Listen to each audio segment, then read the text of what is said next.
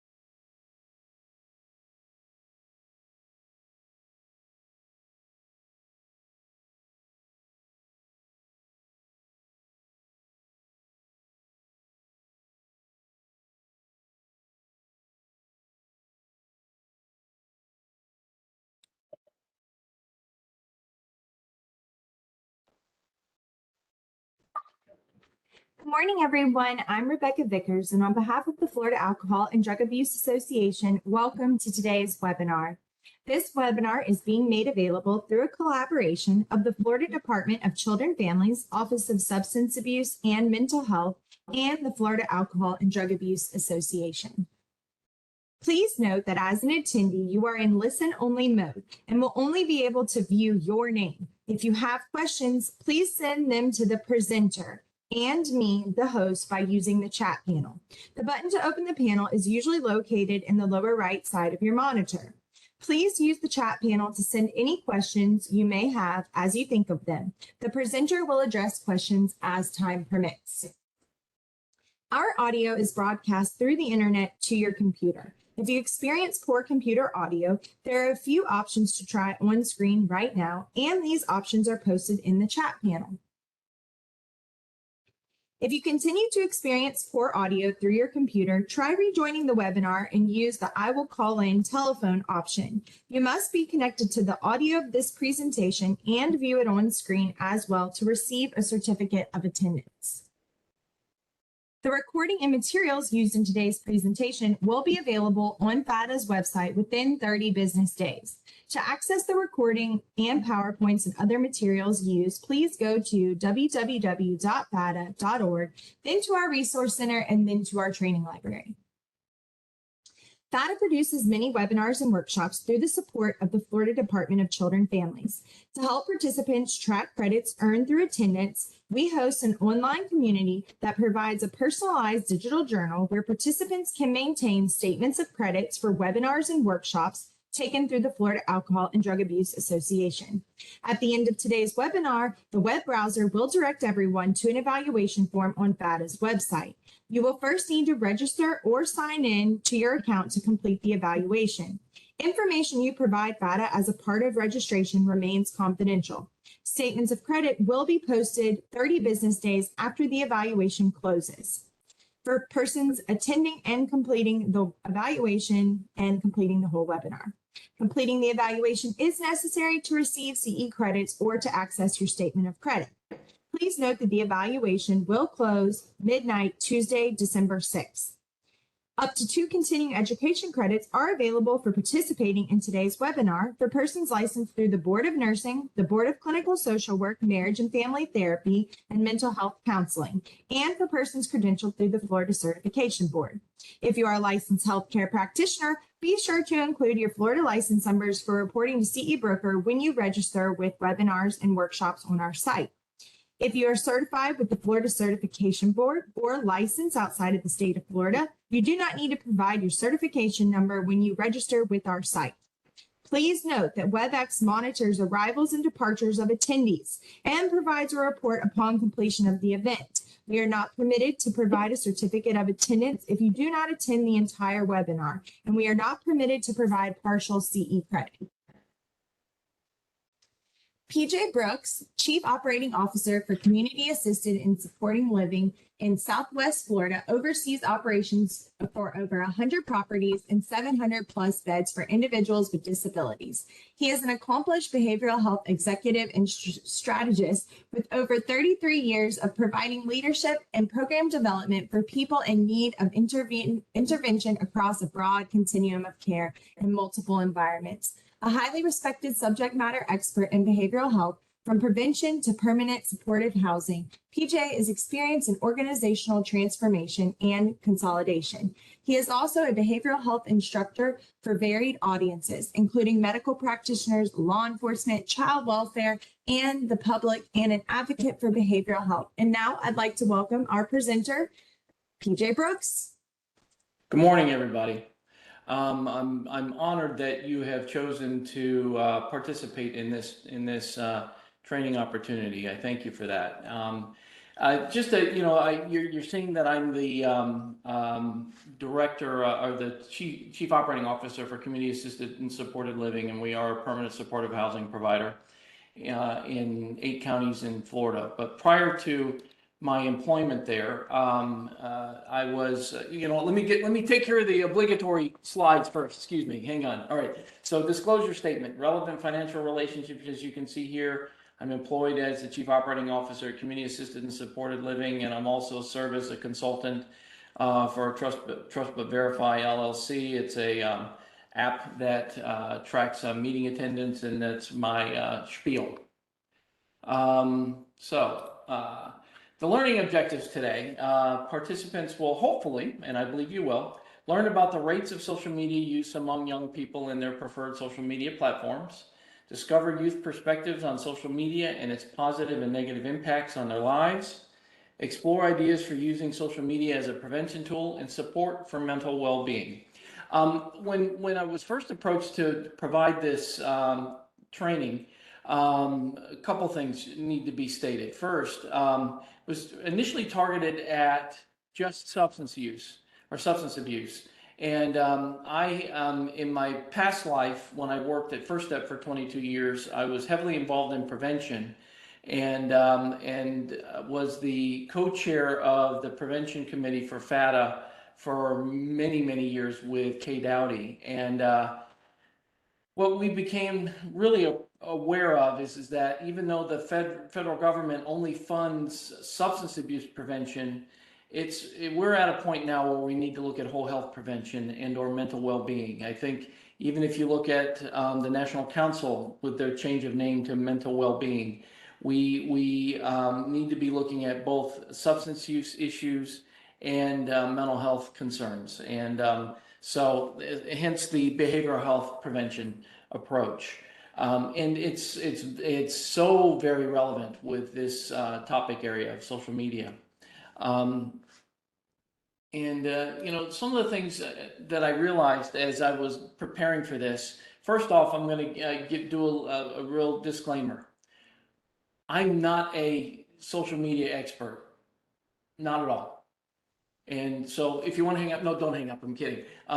What it is that I realized that when I started looking at what the teens' use of social media, I truly thought I understood it, and I did not realize the volume and number of social media platforms and what is out there. And I thought, geez, I really don't have a clue. So I had to do a lot of research as I was preparing for this. Along with that, I was like, I wonder what others know. And, I asked my wife, and then I started asking other adults around me that I know, and kind of as, anecdotally, and found out they didn't have a clue either. They had Facebook accounts and used some other things, maybe Instagram, but they didn't have a clue. In fact, here's what I think. You all are looking at these 10 logos. I would venture to guess that if I asked you to post how many each of you know, I bet the majority of the participants would say, I know maybe 3, 4, but I don't know all 10 that I'm looking at here. In fact, as you go top left to right, top to bottom, the first emblem I think most everybody knows is Facebook. The second is YouTube. The third is TikTok. The fourth is Instagram. The fifth is Snapchat. Then we go down to the bottom row. It's WhatsApp, Twitter, Twitch, Reddit, and Tumblr. These are the top 10 most used social media platforms by teens ages 13 to 17 years old. We're going to go into, and realizing that what I didn't know really speaks to that it probably makes sense to kind of do a primer or a kind of a go through many of these to give an understanding of what each of these different platforms does on a broad sense, so that we have a frame of reference to go forward with as we explore the issues that we're presenting today. So let's see. As we move forward, we're going to start off with Facebook. I think this is the one most adults know about. Facebook is a social media network site that makes it easy for you to connect and share with family and friends online. It's originally designed for college students. Facebook was created. In fact, it's what put MySpace out of business. If you had a MySpace account back in the day. Mark Zuckerberg developed it. By 2006, anyone over the age of 13 with a valid email address could join Facebook, and now it is the most utilized social media platform in the world. But as you see my line there, very few youth use Facebook as it is considered an old person's app. Not my quote. It is a quote from the youth themselves. With Facebook, users can not only post comments and photos, but they can also look through their local news feeds, create live videos, make an event plan, and send messages to friends, ask for recommendations, and buy or sell items even. Even do Facebook Live and other events that you would like to have on it. You can invite friends to link to you, but they have to accept to complete the loop so that you you're able to control and manage your network by those also agreeing to be a participant with you or agreeing to friend you. In fact, it's one of the challenges with Facebook when folks are friended and you don't respond back. It becomes almost a personal slap in the face for individuals. Facebook also tends to have a wider audience than most social media sites.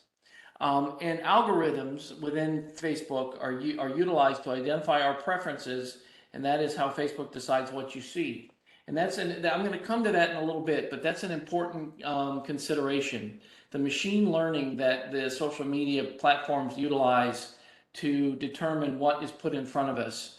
Initially, when social media platforms were created, they would put the next item on the list. So essentially, it was a chronological order of things as they came up. And in about 2011, algorithms were developed to identify what we look at, and as we continue to look at those, to start putting more of that in front of us. Let's see, YouTube. YouTube is a free video sharing. In fact, many of you may not even realize that you're using YouTube. YouTube is a free video sharing website that makes it easy to watch online videos. You can even create and upload your own videos to share with others. Originally created in 2005, YouTube is now one of the most popular sites on the web, with visitors watching around 6 billion hours of videos every month.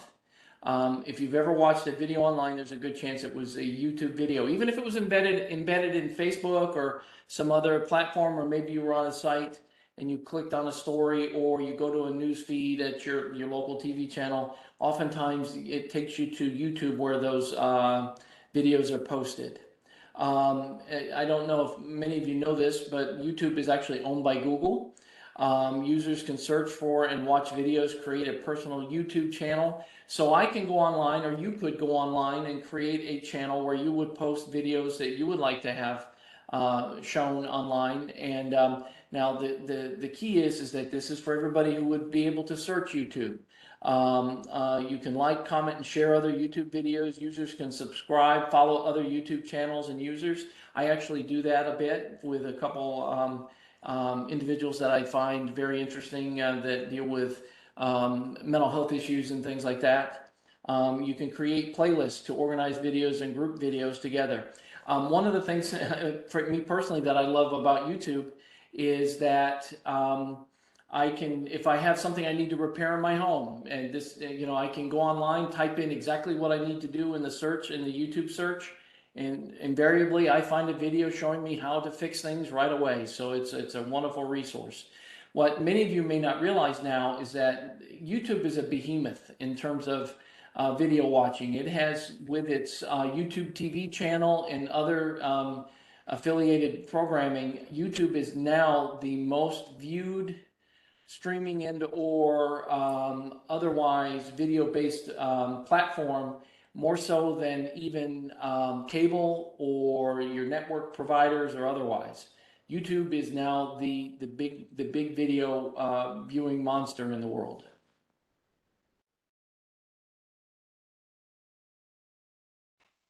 TikTok, formerly Musical.ly, it's actually a Chinese-based platform, and because of it, it had, there's been some political challenges related to it, but it is a social media platform for creating, sharing, and discovering short videos. The app is used by young people as an outlet to express themselves through singing, dancing, comedy, lip syncing, and allows users to create videos and share them across a community. TikTok is a perfect storm of psychological tricks used by marketers daily, a chance to change your life, and fosters plenty of strong emotions in people. There is plenty to view and explore on the social media platform, despite the videos normally being less than a minute long. And actually, if you think about it, based on our attention span seeming to get shorter and shorter, and the needing to have immediate stimulation, TikTok fits very nicely in with that way we operate, way many of us operate, and especially with our youth. On TikTok, you'll find everything from cute animal videos to activists spreading the word for their causes. The unique aspect of TikTok is the vast variety of audience member types who view and post on the platform. Like other social media platforms like YouTube or Facebook, TikTok has figured out its own way to give the platform an addictive quality. The short videos and shots of dopamine that TikTok gives its viewers can cause them to lose hours of their day. Many of you, if you've had TikTok, you may have gone down the viewer rabbit hole. You know, you'll find yourself scrolling through 90-second video after 90-second video, again, being put in front of you because of what you've had. Your preferences are driven by what you start to look at. So as you you will find that the videos that are being presented to you aren't across the spectrum. They're often very narrowly focused on what you show as your initial interests. So it can be very myopic in its approach. TikTok has also claimed its popularity by making sure that it is giving the type of content that you want to see, as I was just saying. Again, algorithms are part of the impact of, are part of the process for TikTok. Right. Instagram. In many ways, Instagram and TikTok are a bit competitive with each other in terms of the video framework. But Instagram, which is owned by Facebook or Meta now, is a popular photo and video sharing app for smartphones. Compared with other social networks, Instagram is relatively simple. It's focused mainly on sharing photos, videos with your friends, and it gives you the opportunity to show stories. It's free. It's a social networking service built around shared photos and videos. It was launched in 2010, first for the iPhone, and became available for Androids in 2012. Like most social media apps, Instagram allows you to follow users that you're interested in. It's one of the platforms that I use so that I'm able to connect and follow my adult children and what they post online about my grandkids and other things like that. I find it that part I really enjoy. It creates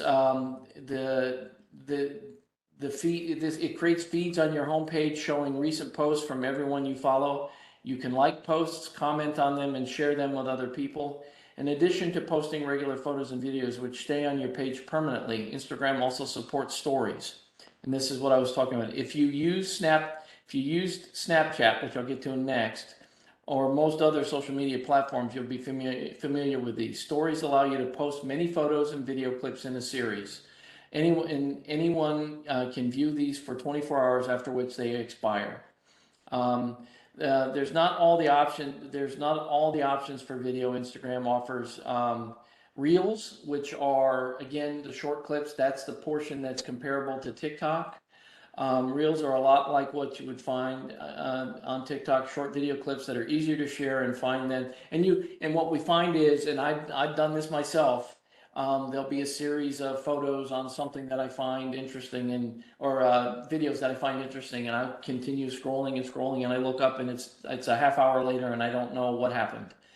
So again, going down that rabbit hole. All right. Snapchat. Snapchat is a free messaging and social networking app for smartphones. Again, a lot of this is driven to work through smartphones. Oftentimes, the primary focus is to take advantage of the smartphone technology.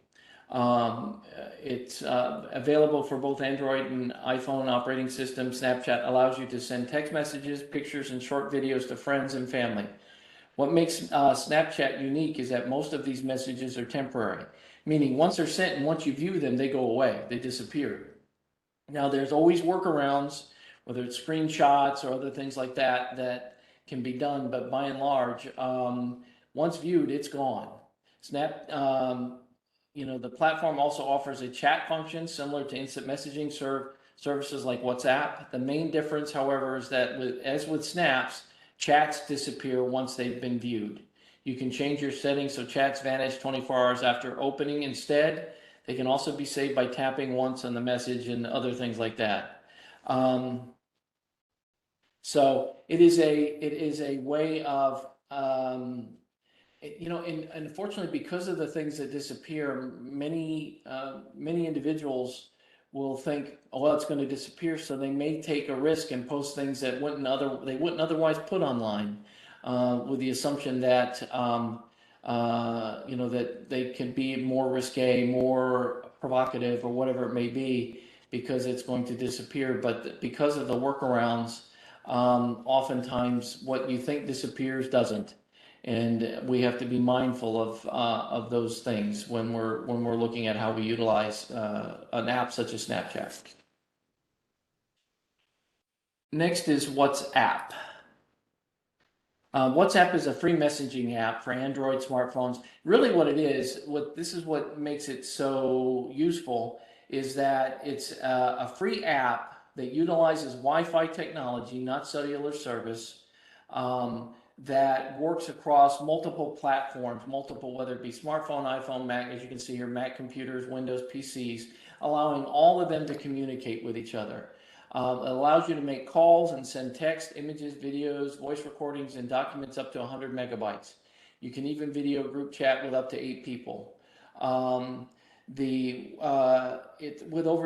over 2 billion active users. WhatsApp is especially popular among friends and family who live in different countries and want to stay in touch. WhatsApp global popularity is due in large part to its accessibility, cross-platform functionality, and simple, straightforward features. WhatsApp might be a little known messaging app in the US, but in many parts of the globe, it is an essential part of everyday life. The Facebook-owned app is easily one of the most popular messaging services in the world. I think sometimes we forget that most of what we deal with, all of these apps are global in nature. Other than maybe being blocked in certain countries, by and large, these are universal platforms. To understand WhatsApp's popularity, you need to understand it was one of the first mobile apps to offer free internet-based messaging. Instead of sending text using cellular data networks where fees may apply, WhatsApp primarily relies on Wi-Fi connection to send and receive messages and calls for free. So we're looking at over 2 billion users worldwide, and it's very simple. It's very simple to use, and it's similar to any of the text platforms that you may use, whether it be instant messaging or any other text functionality that you use on your phone.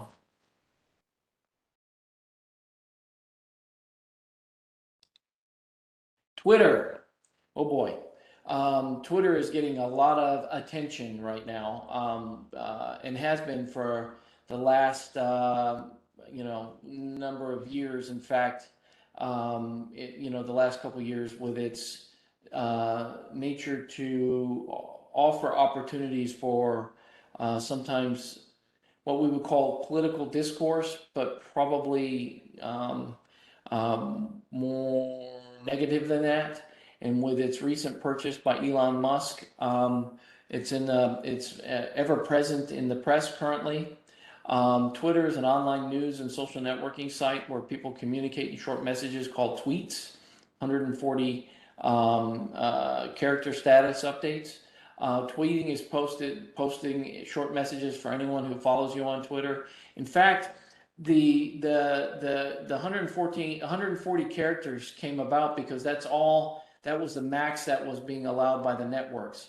When it switched over, even though it could offer a large volume of text, they've kept it as their brand of operating, so that it's still the way they focus and operate.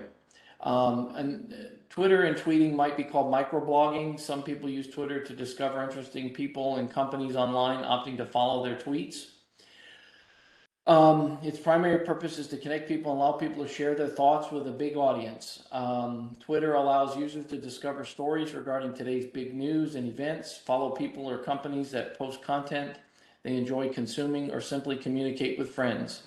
Additionally, PR teams and marketers can use Twitter to increase brand awareness and delight their audiences. Twitter has often been used to spread breaking news quickly. At times, it's even faster than traditional media outlets at spreading groundbreaking information quickly.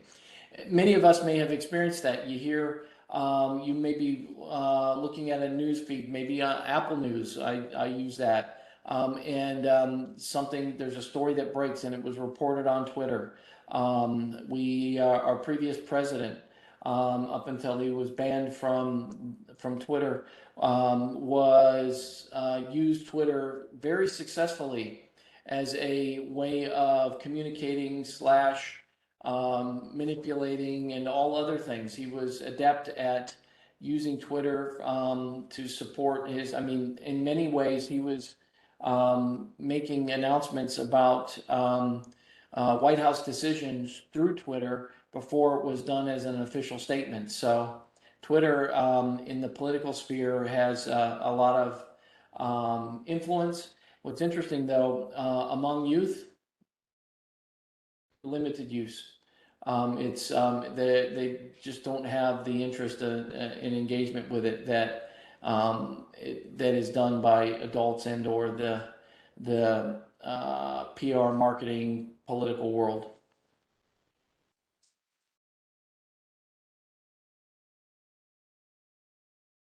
Next is Twitch. Before I started, never heard of it. Didn't know what it was. And it's an intriguing website. It is a live streaming platform, not just for gamers. It could be all kinds of things. Maybe you could go on and do a live stream of someone doing a cooking lesson or whatever it may be. The primary focus on Twitch is video games, though. Users can watch other people play games, interact with other viewers, or live stream their own gameplay to the world. Lots of different games are streamed with popular titles such as Fortnite, Teamfight Tactics, League of Legends, Grand Theft Auto 5, I think there's another one out now, being amongst the most watched. Streamers also have the potential to earn money through subscriptions and Twitch partnerships. The platform's biggest star, Ninja, has more than 11 million followers and reportedly earns over $500,000 per month. Now, some would say, I don't get it, and I didn't either. But what I had a realization of is this. I follow sports. I have teams. I'm a huge Atlanta Braves fan. Like the Rays as well, but I grew up watching the Braves and I follow them. And I follow them online and other things like that. And I follow the players and I pay my tickets to go watch them play. My viewership also allows them to advertise to me. And what I think this is part of the recognition that video games have, for many youth, have become their alternative to sports. No, they're not getting fitness or anything related to the video games, but it has become ever present and center stage for many of our youth.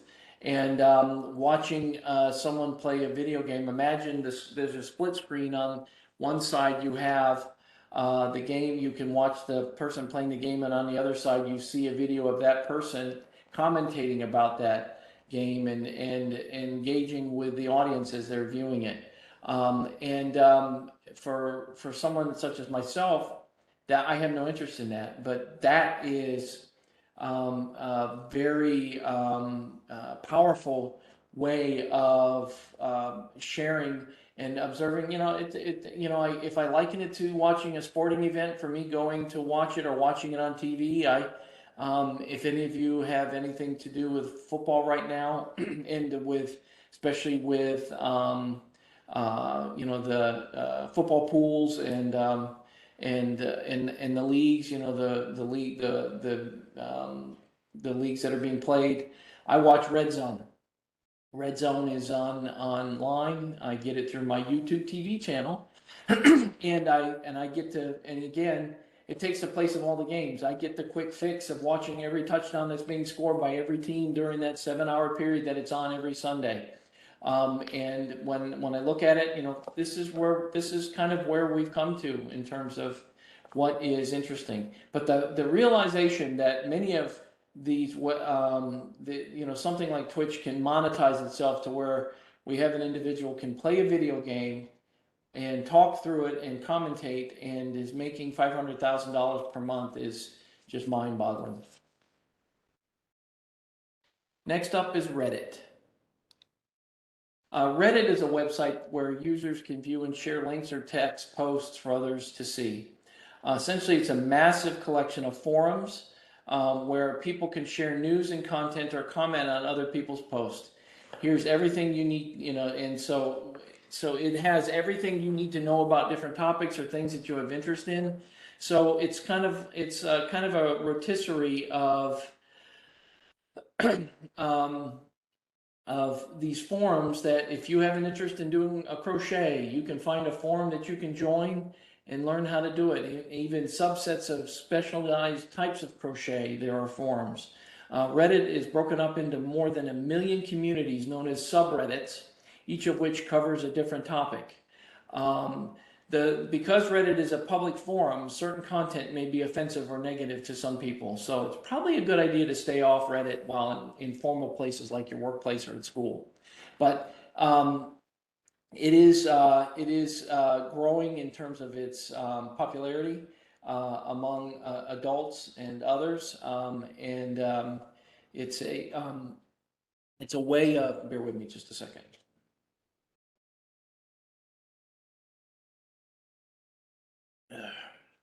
Thank you. All right, but I've known about Reddit, and just recently through this preparation have begun looking at some of the topic areas, and they can be some really, really odd topics. If you want to find out about chickens with arms, there's a forum likely for that, or whatever it may be. You can find all kinds of crazy forum areas, and some that may be very potentially inappropriate, if and like it says, offensive. Next up is Tumblr. Tumblr lets you. It's really like creating your own micro website. Tumblr lets you effortlessly share anything. Post text, photos, quotes, links, music, and videos from your browser, phone, desktop, email, or wherever you happen to be. It's a cross between a social networking site like Facebook and Twitter and a blog. It is often described as a microblog, as people usually post short snippets of text and quick snaps as opposed to longer diary styles entries found in more traditional blogs. Tumblr appears to have a younger user demographic in comparison with other social networks. Part of that is because it lends itself to be interesting and useful for artists and or people with a creative bent that would like to post a broad spectrum of things that they do, that they create. It currently hosts over 217 million separate blogs with 420 million users. Tumblr's overall flexibility is an attractive feature for e-commerce store owners who want to create a specific look, focus on details of design, or strongly emphasize their brand.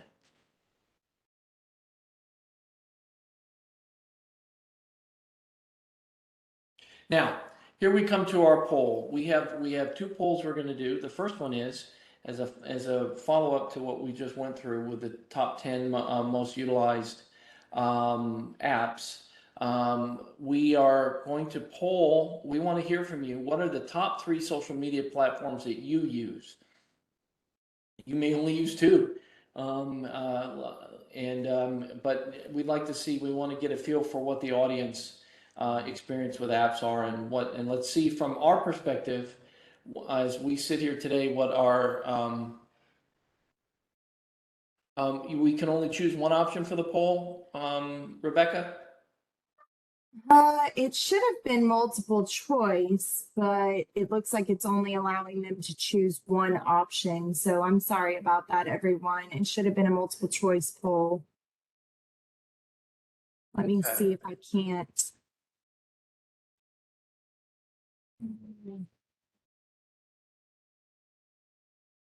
Well, I think because they're in it, I don't have a way to change it. So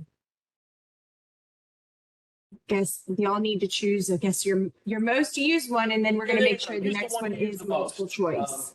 If I were a betting man, I'd say Facebook is probably gonna show up as number one.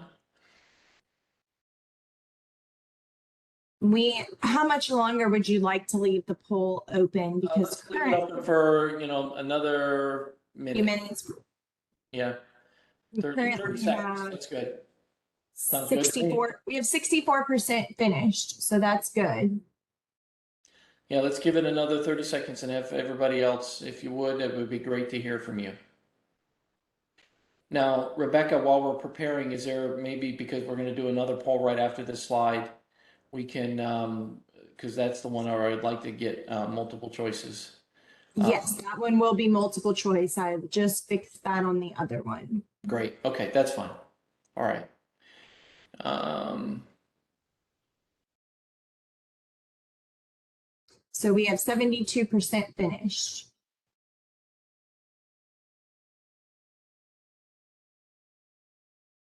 Give it another 10 seconds. 9, 8.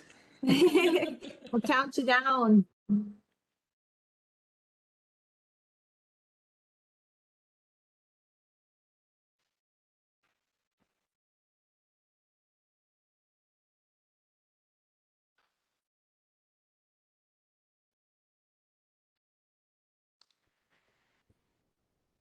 You just tell me when, TJ, and I'll close Go it. ahead, let's go ahead and just go to the chat. Or the poll. Let's go to the results of the poll.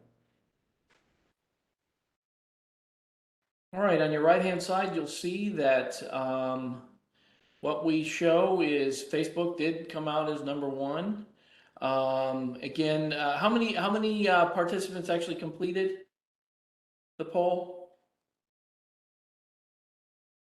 I'm I was realizing on mute. I'm sorry. We had 258 of 347 attendees.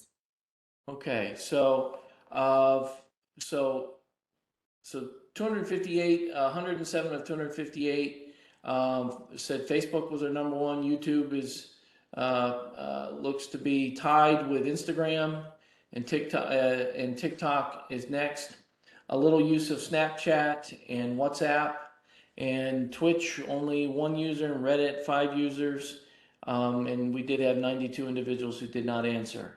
I think that many of us realize that our the spectrum of use is maybe not anywhere near what our youth are using. I suspect over the next coming years there will be newer apps and newer opportunities that will grow with this. But let's go ahead and move on to the next. I'll just flip it over to the next slide, which is what are the top here. This is your chance to guess. What do you think the top three social network platforms, social media platforms that our adolescents use? And this is multiple choice, right, Rebecca? Yes, this one is multiple choice. Okay, thanks. We'll give it a few minutes. Love to get as many people to participate in the survey as possible so we could get a feel.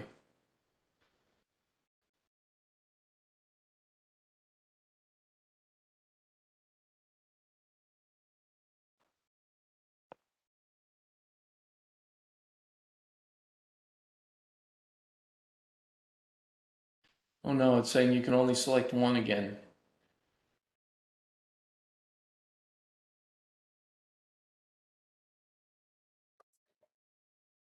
It shouldn't be right. It's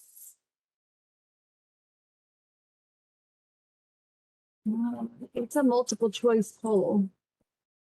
They're just gonna have to click because I can click too. You can click two? I can click too. Wonder why some aren't. That's interesting. I'm only able to select one as well. It changes. And, So strange. How come I can select you? well, you know what? Am I able to participate in it? You should be able to. Yes, we can all participate. Okay.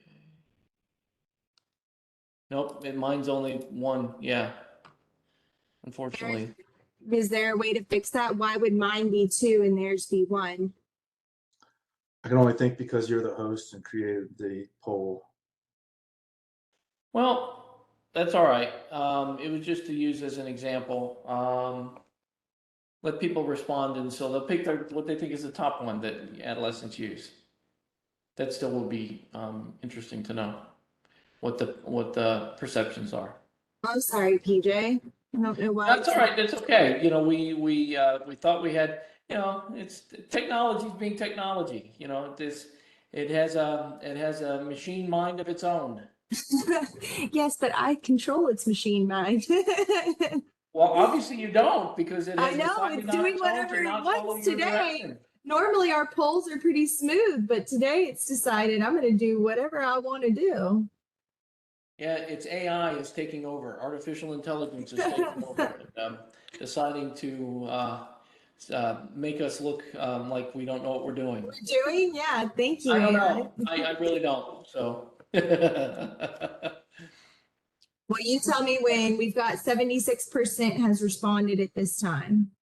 Okay, well then let's go ahead and close the poll.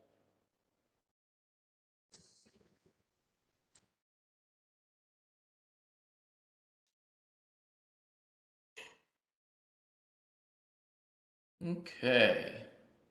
Can All you right. see the results, PJ? Yep, I do see them. So Okay, good. what we show is, and if you want to see the percentages, folks, if you go up to where it says questions, results, and bar graph, you will see a line that you can pull to the right, and it'll show you the percentages that are represented by the bar graph.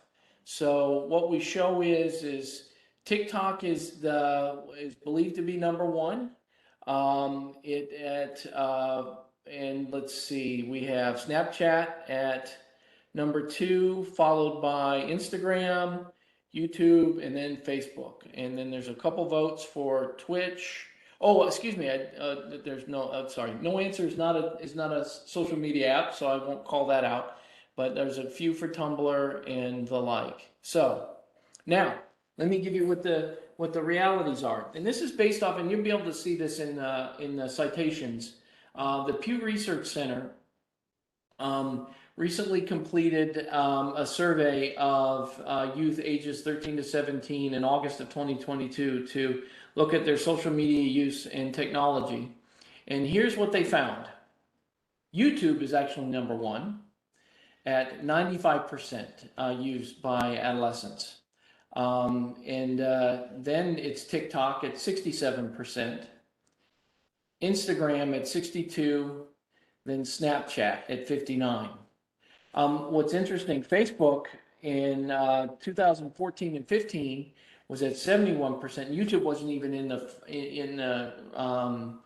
the survey back in 2014 or 15, but Facebook was at 71% in 2014 and 15, and has dropped all the way down to 32%. Twitter in 2014 and 15 was at 33% and is now at 23%. Twitch is new. It was not around in 14-15. Twitch was not part of the survey then. Twitch is at 20%. WhatsApp is at 17%. Reddit is at 14%, and Tumblr is at 5%. So very interesting. Thank you for participating in the poll. And if you think about it, YouTube is. When I was trying to wrap my mind around it, but then I realized that pretty much anywhere you go for a video, if you in long form video, anything that you may watch is directly is very often invariably hosted by YouTube. So it does make sense that YouTube would when you step back and look at it would be number one. But again, TikTok and Instagram competitors, and along with Snapchat, are right there with each other, with 59%, 67%, 62%, and 59%.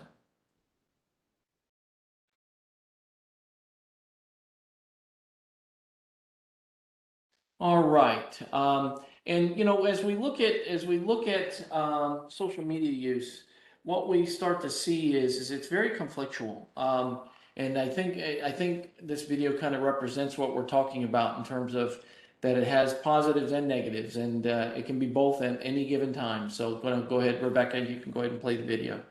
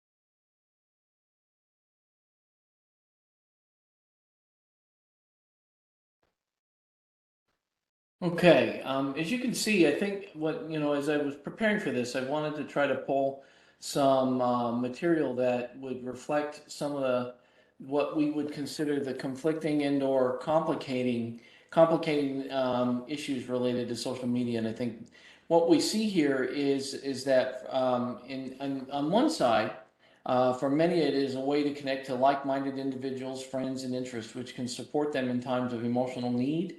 But it also is a tool for social discord to include bullying, enhancing self-image issues, etc.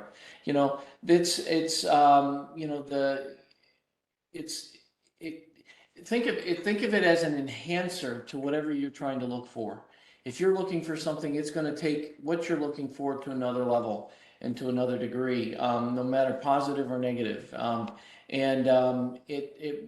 what I like about this is it shows though our youth are in many respects down the social media rabbit hole, and folks, social media is not going to go away. We can rail at the machine, we can fight windmills with Don Quixote, but the reality is that social media is with us and it's going to evolve and become more and more engaging in some ways. Its evolution, even though many of the social media platforms are struggling right now, much of which because of their payment processes through advertising, the value to our youth is so important. In fact, smartphones are pretty much ubiquitous. They are there pretty much permanently, and for many of us as well. So back to the Pew Research Center, the data. Since 2014-15, TikTok has arisen. I think that's pretty clear. Facebook usage has dropped. Instagram, Snapchat have grown. About 1 in 5 teens visit or use YouTube almost constantly. And that's pretty much consistent with TikTok and Instagram and Snapchat. They all are, there's a high percentage of youth that live on, my term, live on those apps. 54% of teens say it would be hard to give up social media. Nearly all teens in 2022 have access to smartphone, up from 73% in 2014 or 15. It's about 95% of teens between 13 and 17 have access to a smartphone.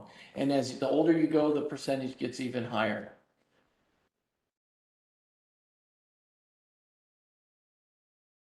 Teens in lower income households are less likely to report having a computer or gaming console, which again puts added pressure on the importance and value of a smartphone to them. It can become a integral part of not just what they do and how they view the world, but it can be their one tool that connects them to the technology world when they're not in school.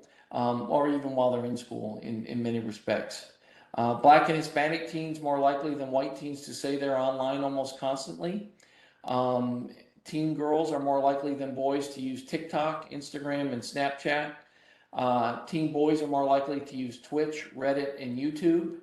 And black teens are especially drawn to TikTok compared to white and Hispanic teens. Older teens are more likely than younger teens to say it would be hard to give up social media.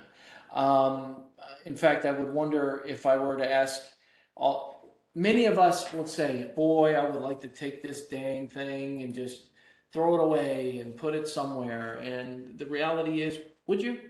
Would you really? Or could you?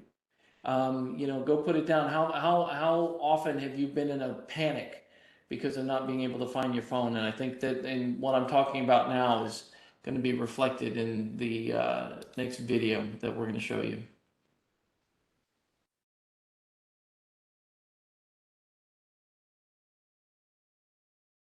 You got it, Rebecca? There we go. Yes, it just takes a second. Sorry. I know. I'm sorry. I'm sorry for being impatient. No, it's okay. It's This okay. instant gratification I got to have from technology. Come on.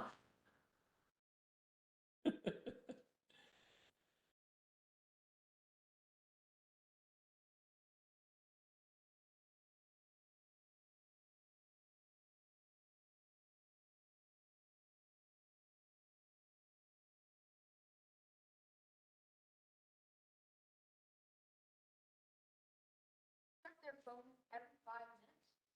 Crazy, right? Hi everyone, my name is Tanner Wilson. Today, I'm going to be talking to you about cell phone addiction. Now, I may have addiction myself. That doesn't mean I can't talk about it. In fact, who knows? There are many people with it. But in my opinion, cell phone addiction is number one thing. Now, hold on a second. I'm sure many of you are thinking, that's not me. I'm not addicted. Take a second to think about how many times a day you use your phone or just check your phone. Are you calm and settled, or do you? There are actually people with panic attack. It's called nomophobia, or as I personally like to call it,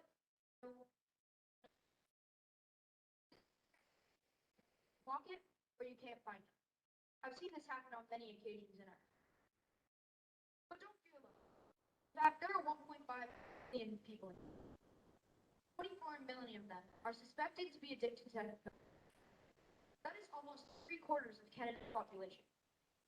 It's so crazy that parents institutions to detoxify them. But they are not the only ones having this problem.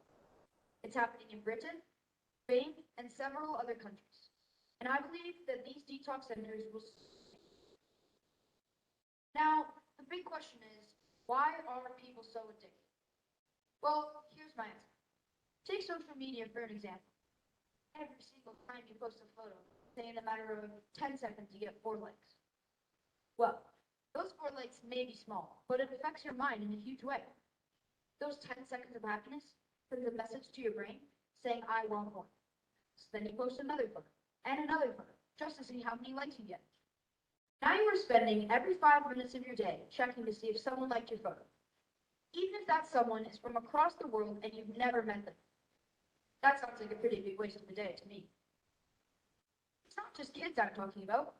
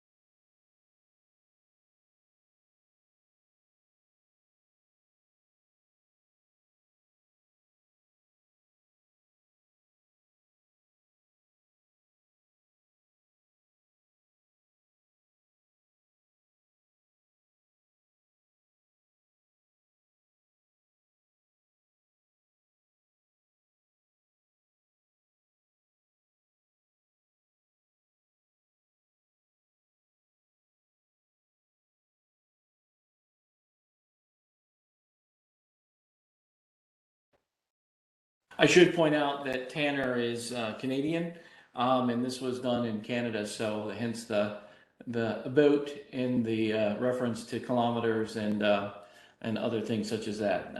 In the hockey, though we do have a great hockey team down here. Um, what I think is important is, and I'm appreciative of his presentation, is I think he represents that there's a level of self-awareness that many of our youth have, even as they get lost down the rabbit hole of social media.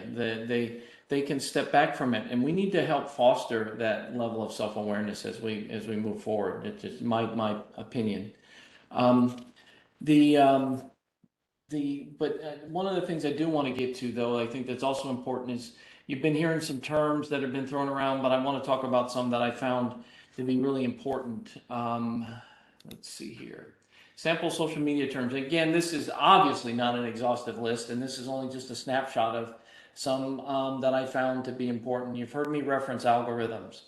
Algorithms in social media platforms can be defined as technical means of sorting posts based on relevancy instead of publish time, in order to prioritize which content a user sees first according to the likelihood that they will actually engage with such content.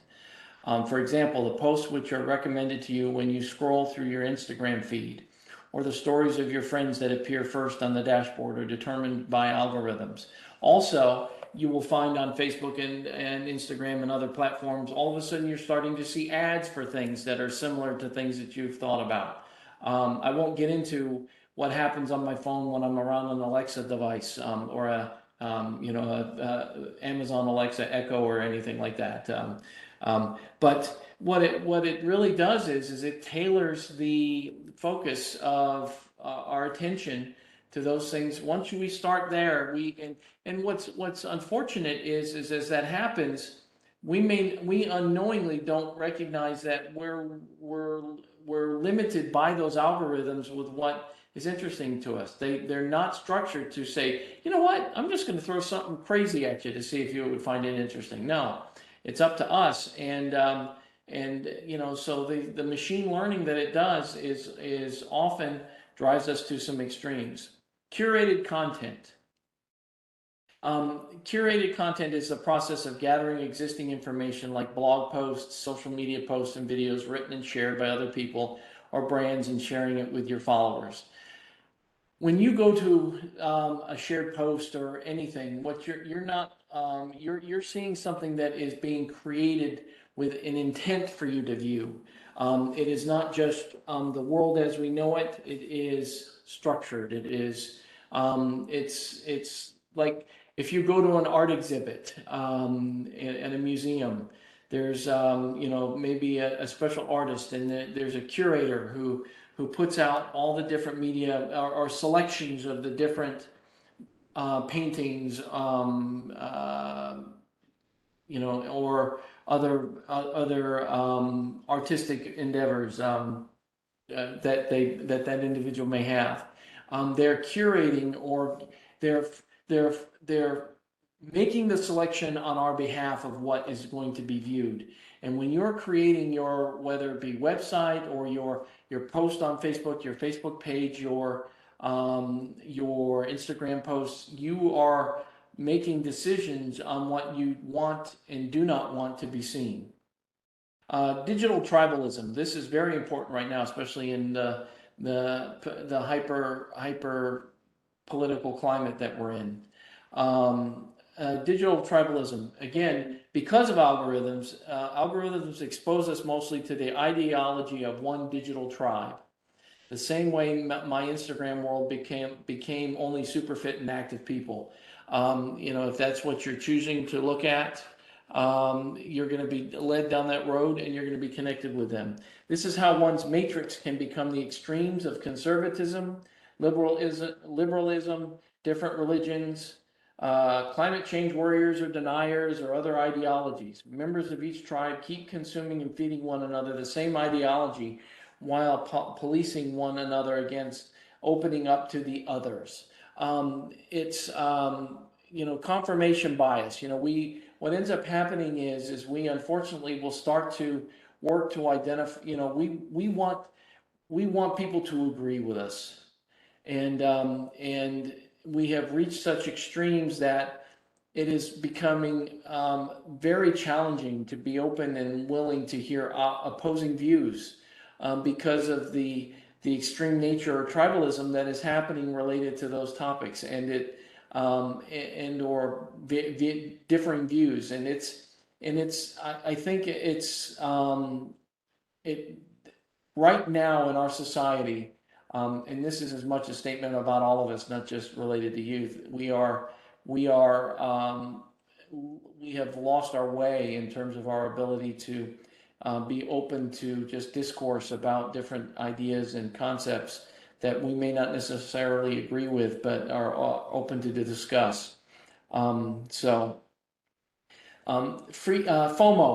fear of missing out, refers to the feeling or perception that others are having more fun, living better lives, or experiencing better things than you are. It involves a deep sense of envy and affects self-esteem. It is often exacerbated by social media sites like Instagram and Facebook. Think about what we just said. We talked about curating content. So I'm going to post my great vacation pictures, and the ones you're going to see are the ones that are beautiful, of the sunset over the mountains or whatever it may be. Never mind, you're not going to see me posting necessarily the picture of my flat tire that I got, or the fact that I got sick from food poisoning at whatever it was. I'm gonna let you see what I want you to see, which can lead towards what you're viewing is what others want you to view. So as you're seeing it, you may be that you're seeing a snippet of what is really happening, but it's all the best qualities of it. So there's a lot of desire to really want to connect with that. And in fact, what often happens for individuals, they'll make choices around what they're doing in real time. For example, like it was said in the first video that we showed, you may go to dinner and you're at dinner and you're seeing individuals taking pictures of their beautiful meal before they eat it, because they want to make sure everybody in the world wants to know what their dinner plate looks like, with the wonderful cut of filet mignon and lobster and all the different things that are on it, when I thought the enjoyment was in the eating and enjoying the flavors and tastes of it all, not the picture of it. So we're losing maybe our way when it comes to priorities related to that. Social media challenges. Social media challenges typically involve users recording themselves performing unusual, dramatic, funny, or risky actions, and sharing this content with others who can then perform the act themselves, thereby accepting and completing and continuing to share the challenge. Many of you probably know about or heard of the Ice Bucket Challenge that was done as a cancer awareness, and it was started in honor of a gentleman who was ended up passing from cancer. But the whole idea was dumping ice, buckets of ice on yourself and videoing the reply. There's also, many of you may have heard of the cinnamon challenge, taking a tablespoonful of cinnamon and seeing if you can swallow it.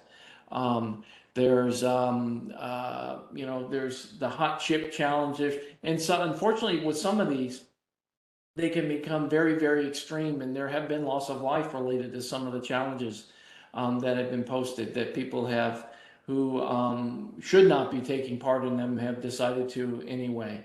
And it can be, I think that, again, it's how they're managed and how they're posted, and they can reach some levels of extreme that are very dangerous. Social media communities. These are communities whose members interact with each other primarily via the internet. Members of the community usually share common interests. For many, online communities may feel like home, consisting of a family of invisible friends.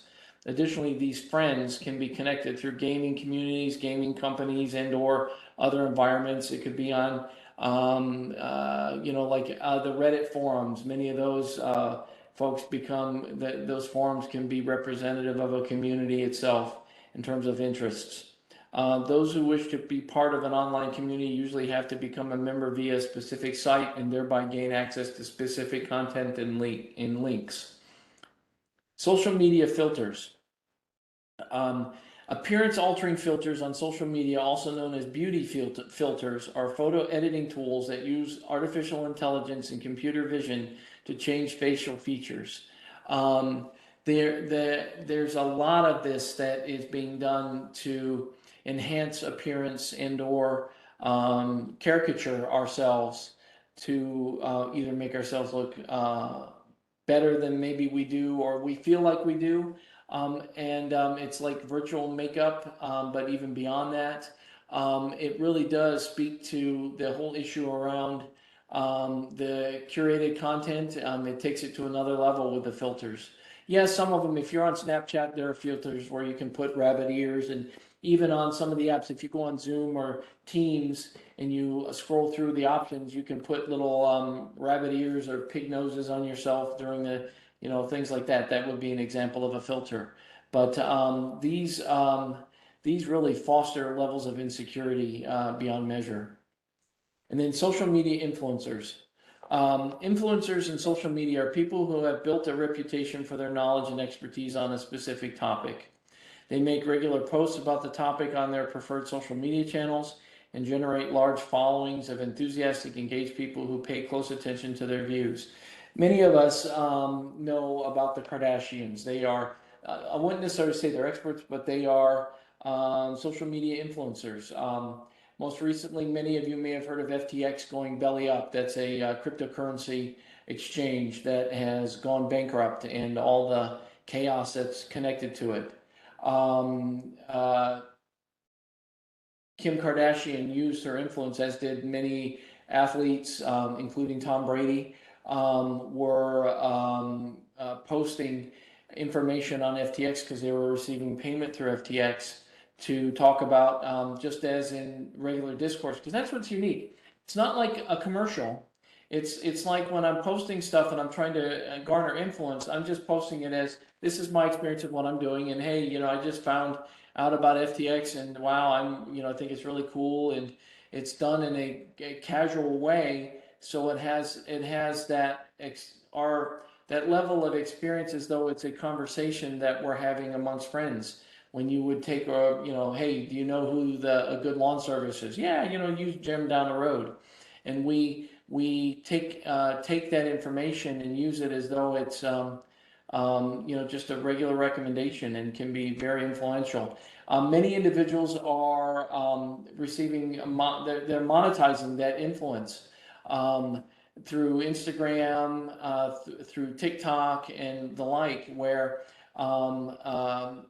there's advertising agencies and or businesses that will contract with individuals to during their during their posts that they show the product that they want to try to get people to use.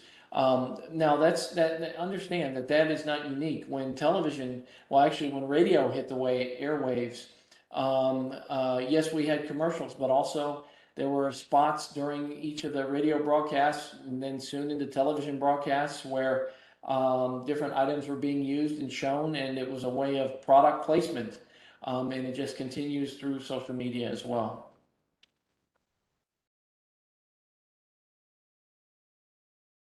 All right, we have the next video. Social media addiction and how it changes your brain. Go ahead, Rebecca. You don't have it playing yet. Come on. I'm laughing, but I'm on mute.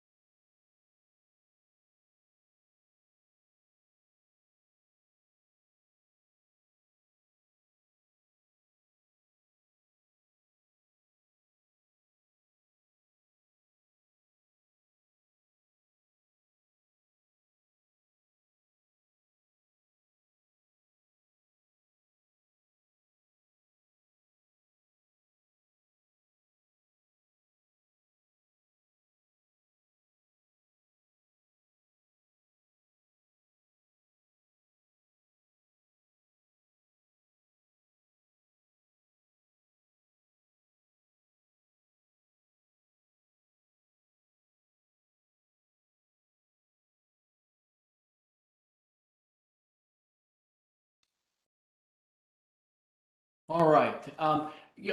Rebecca, you know what I realized is I did not, typically, I think we allow for a 5-minute bathroom break, during, Yes, we do. okay, so why don't we do that now? We can have a bio break. The restroom's over that way. It's that way. We'll just pause here for a minute and we'll continue on. Give you a 5 minutes to, go ahead and take care of whether you need a drink or go to the restroom, whatever it may be. Your choice. We'll meet back here at 11:25 and I'll put it in the chat now for everyone.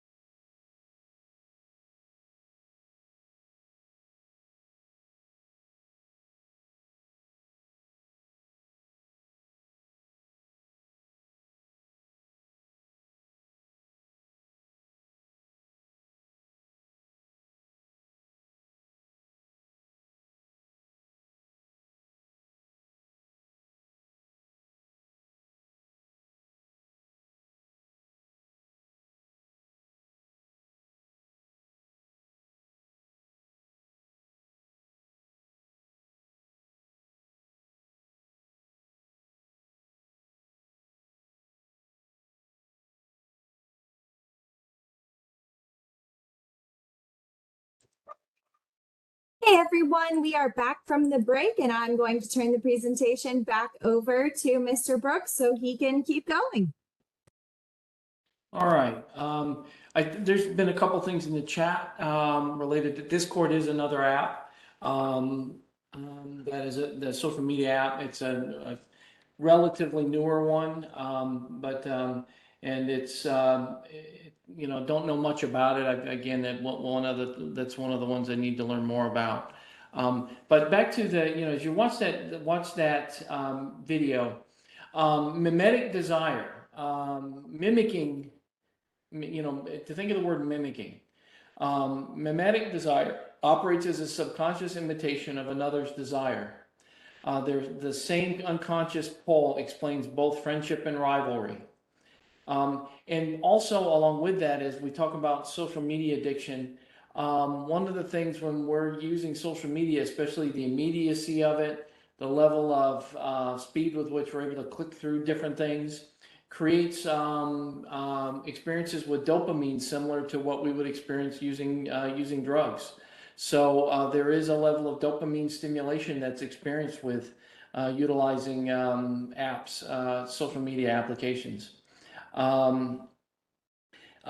So we need to be mindful of that, and I'm going to continue on because of time.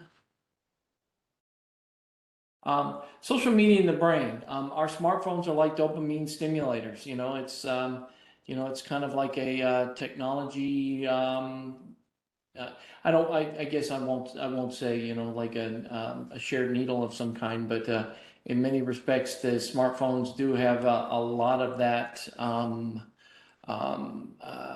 comparison. Social media makes us bad at multitasking. The term multitasking is, in my mind, really means doing a bunch of things poorly all at once. I've not figured that out. Just like gambling or substance addiction, social media addiction involves broken reward pathways in our brains. Many of you, I'm sure, are relating to that as we talk about this. Our reward centers in our brains are most active when we're talking about ourselves.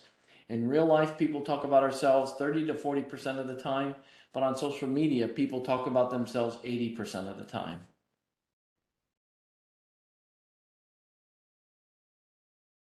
All right, go ahead, Rebecca.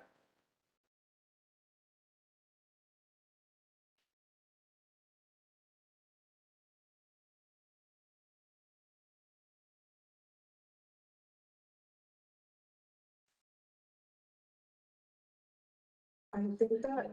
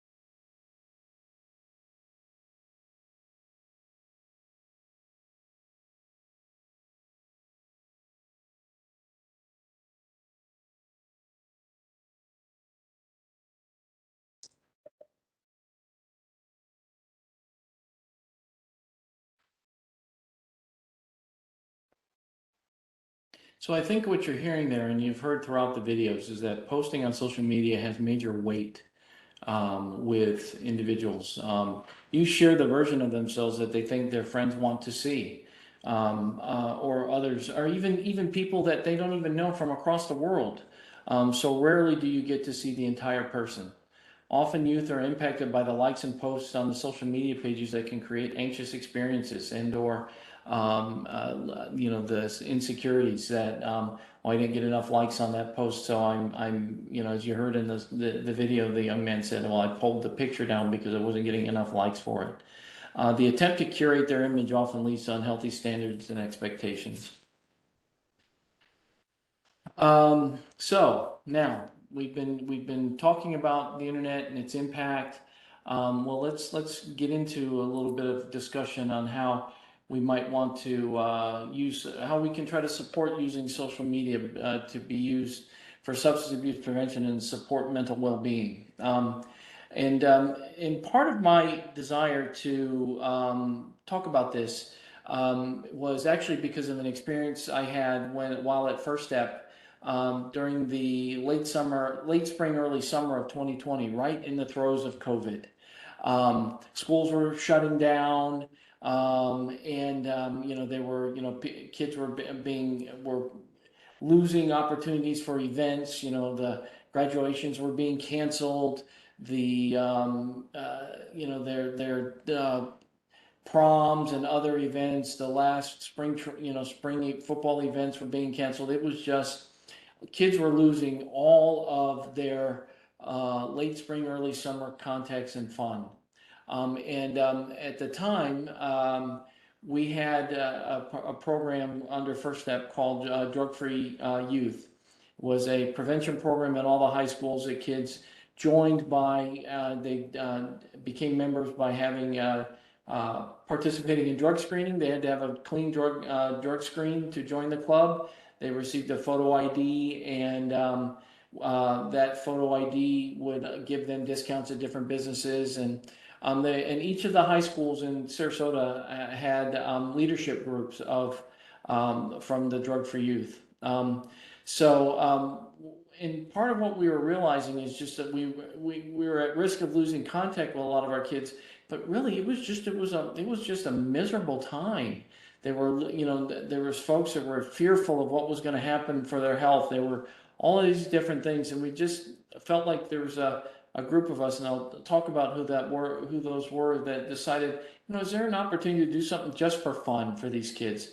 So during the late spring, early summer, Drug-Free Sarasota, which is the parent organization that oversaw Drug-Free Youth, and the Student Assistance Program, which is school-based counselors at all the high schools, joined together with the support of the Gulf Coast Community Foundation and a nonprofit named Tickets for Kids, which is just as it says, Tickets for Kids.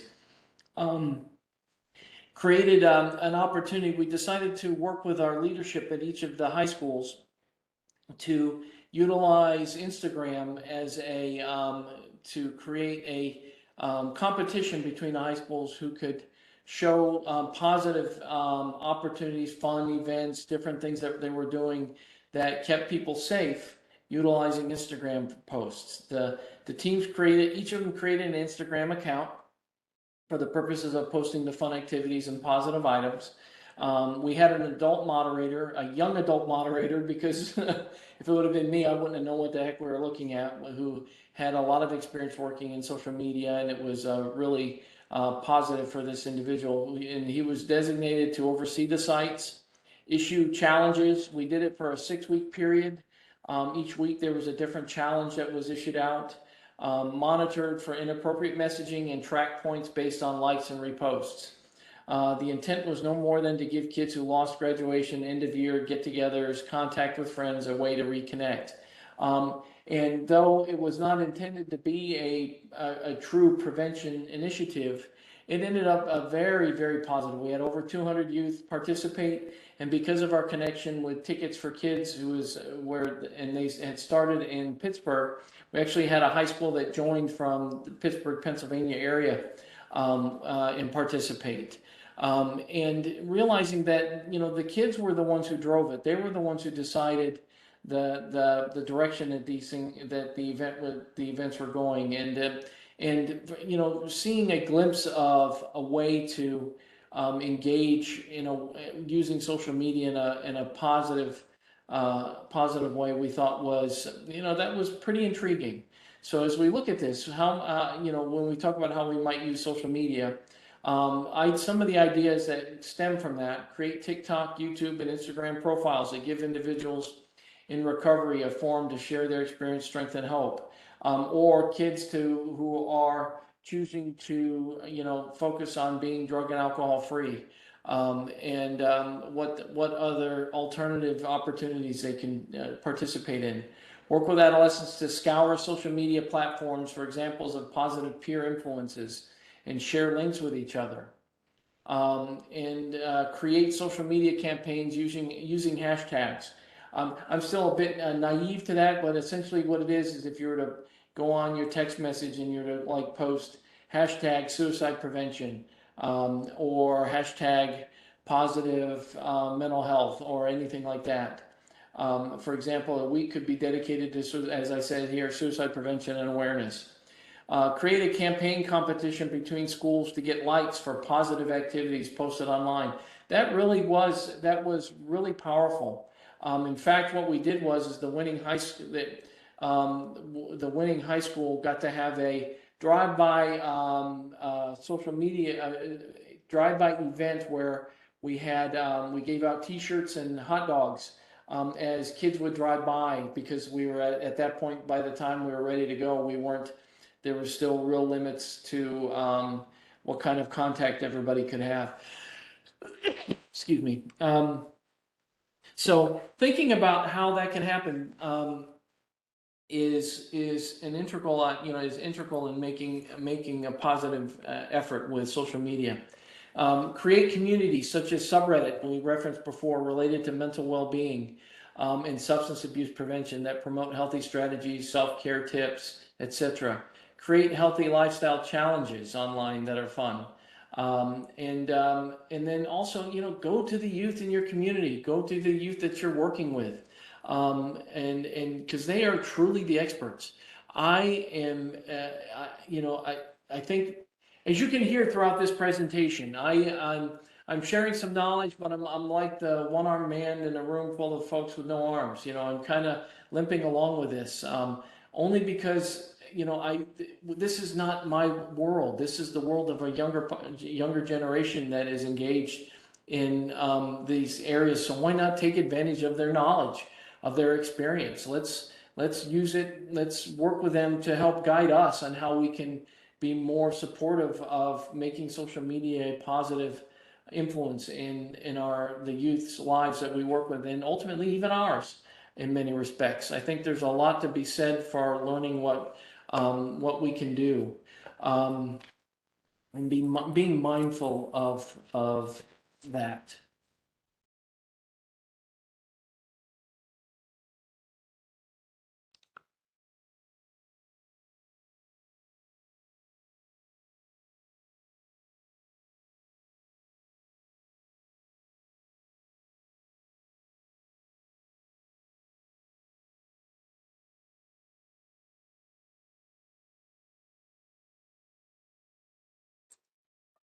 Are you ready for me to play this video, PJ? Oh yeah, I'm sorry. Yes, yeah, You're good. You're good. sorry. The pregnant pause. Sorry about that.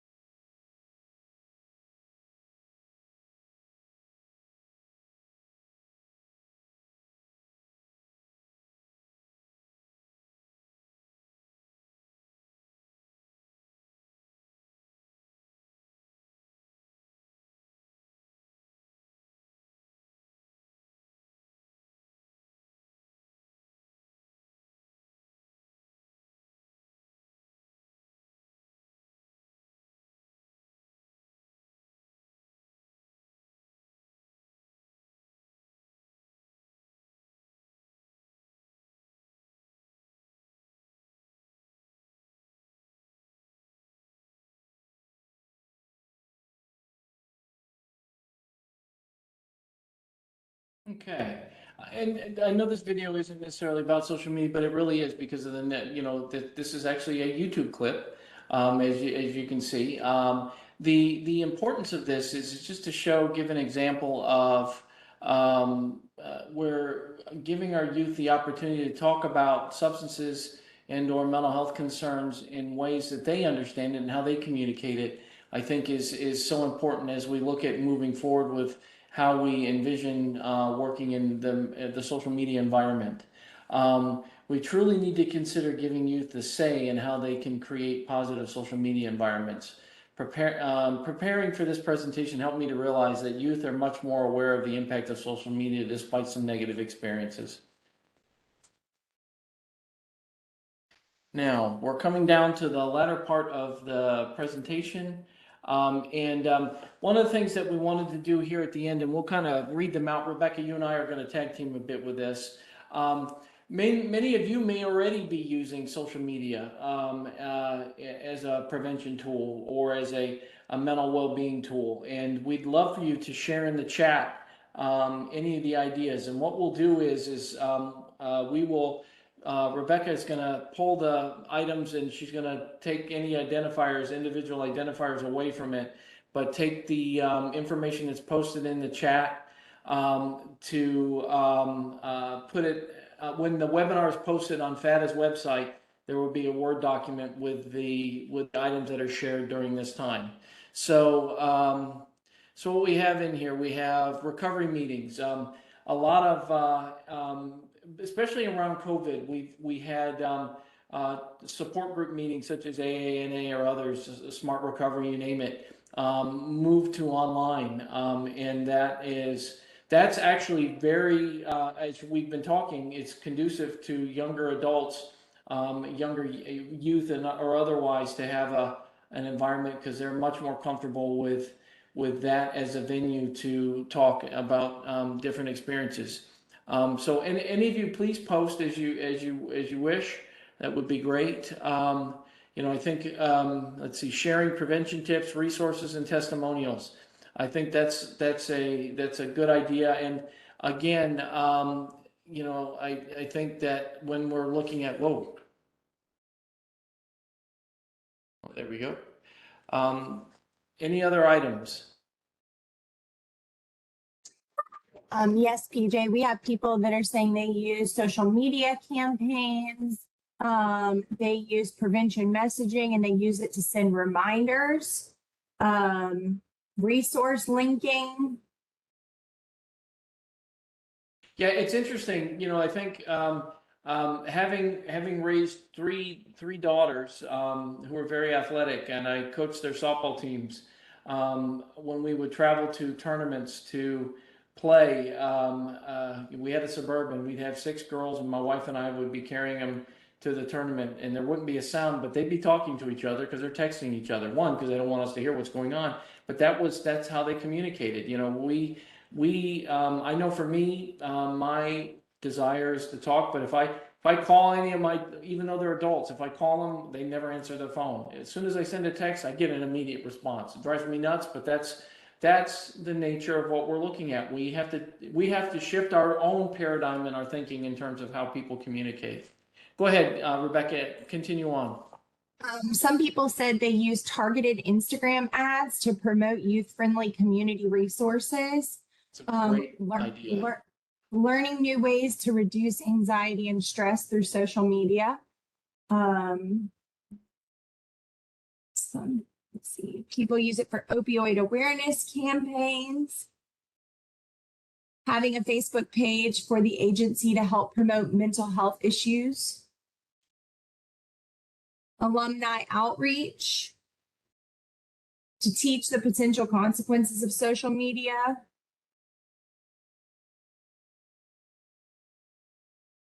Mostly it's a lot about connecting people, like local resources to therapists, to the children, different things like that. Well, the whole, and even telehealth right now, BetterHelp, which I'm sure if any of you you hear it advertised across multiple media venues, podcasts, you name it, is actually now the world's largest mental health provider with over 3 million utilizers of the service.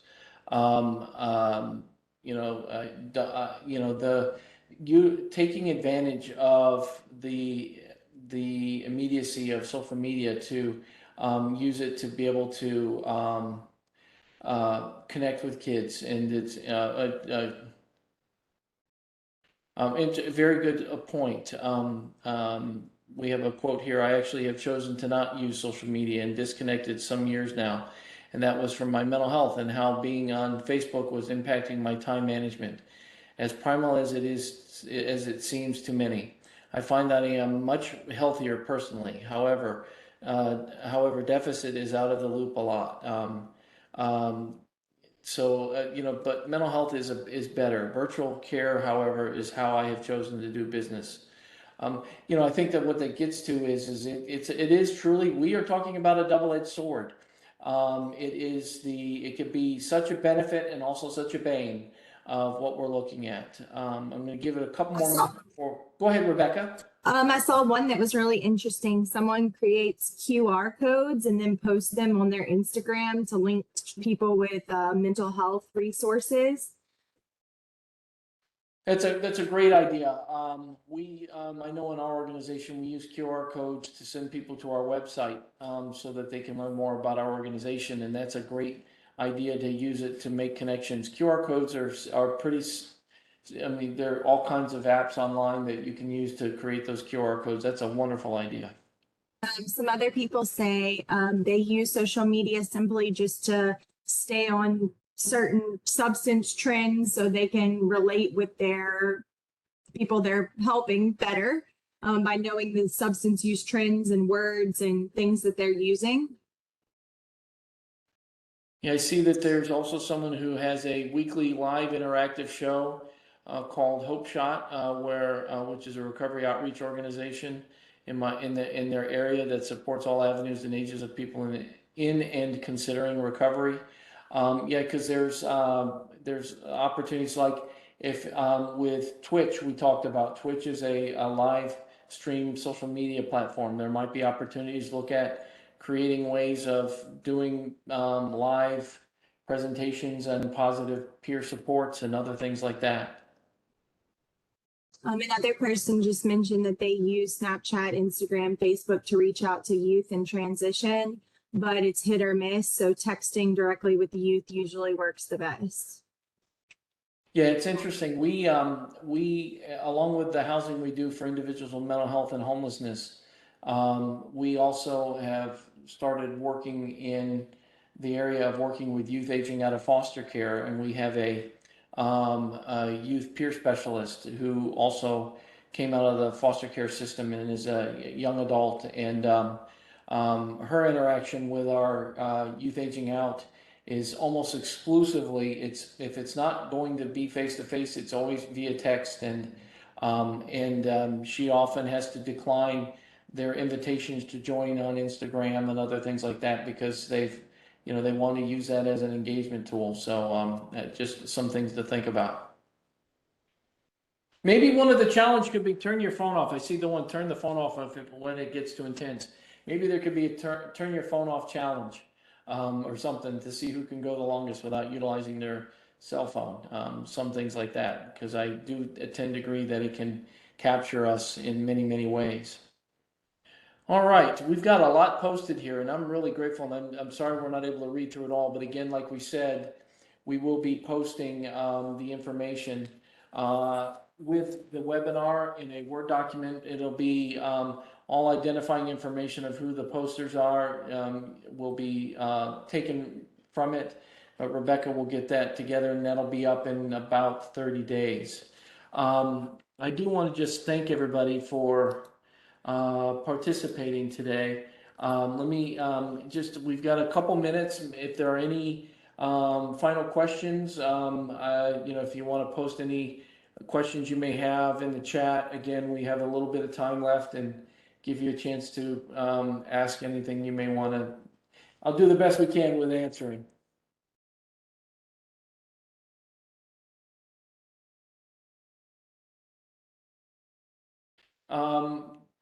Yeah, I do. It's